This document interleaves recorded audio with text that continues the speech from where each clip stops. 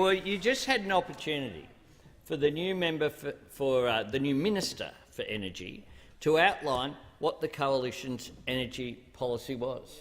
And what did you get? Nothing. Lower prices, he said.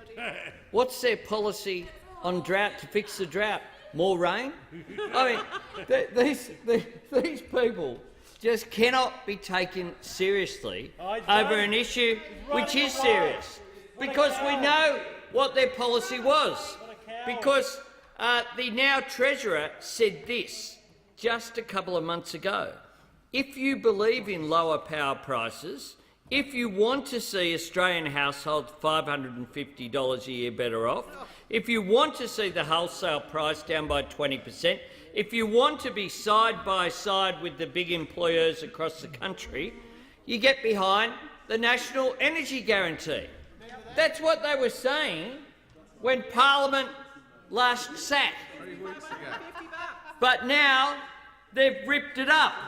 This is a new minister who doesn't know the difference between a coal-fired power station and an aluminium smelter in the Hunter Valley. This is a minister who, when he was the Minister for Cities, he was known as a walking wind farm because there was lots of movement, there was lots of air around, but not much actually happened. Not much actually happened as he ran around the country. But of course the tragedy of this is that, like in other areas of infrastructure development, what you need here for business to drive investment is certainty. But what do we have from this government? What we have when it comes to transport, of course, is they've moved away from the Infrastructure Australia model. They've taken money off projects that were ready to go and given them to projects that never ever happened. And therefore you've seen a drop in investment. What we've seen on water is the National Water Initiative trashed by this mob. As we've seen all sorts of water hyphened off to mates with various corruption inquiries in New South Wales, with South Australia suffering at the end of the system.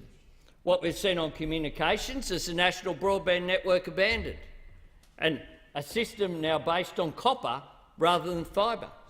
And what we've seen on energy is perhaps the worst of all of the infrastructure modes.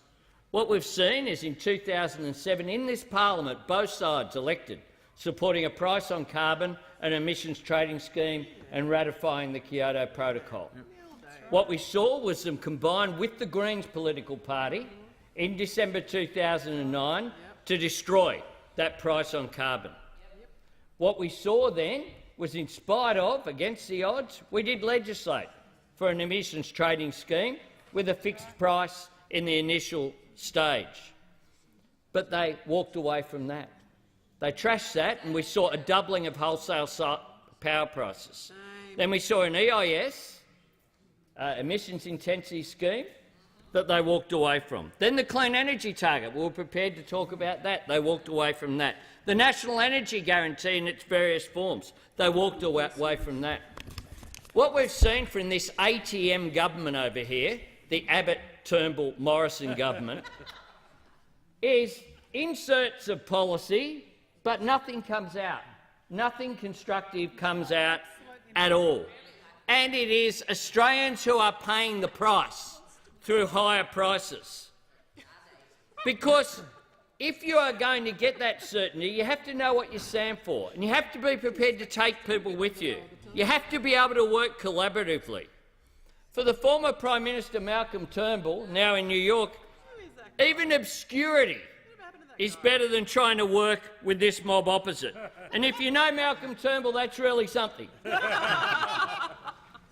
But this minister, to be given responsibility for this portfolio, shows just how bereft they are.